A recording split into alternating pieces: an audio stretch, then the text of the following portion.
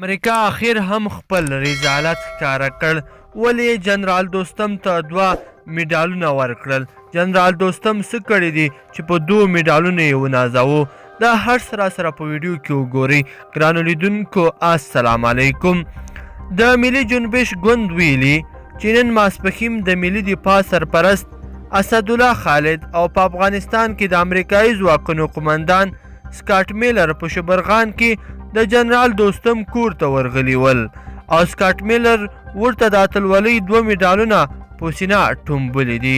د جنرال دوستم د دفتر رئیس عنایت الله بابر فرهمند پر خپله فیسبوک پاڼه لیکلي دي له طالبانو څخه د افغانستان د ژغورلو په برخه کې د جنرال دوستم د اغیزناک رول له کبله جنرال دوستم ته 2 میډالونه ورکړل شول چې یو میډال د ملي اردو قهرمانۍ او بل یې د ناټو له ادرسه ښاغلي جنرال دوستم ته ورکول شوي دي.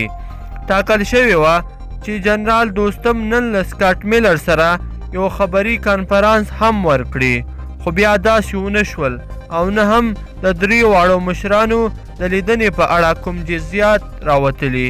جنرال دوستم او د هغه د ټاکنیزې ډلې ملګری حاجي محمد محقق څو ورځې وړاندې حکومت ته ګواښنې کړي وو او د مالي سرپرست وزیر همایون قیومي هم خپل کور ته له ورتللو څخه منع کړی وو. جنرال دوستم په دې وروستیو کې د طالبانو په اړه هم څو ځله پر حکومت غږ کړی دی چې امکانات دې ورته برابر کړي چې طالبان وزغلوي.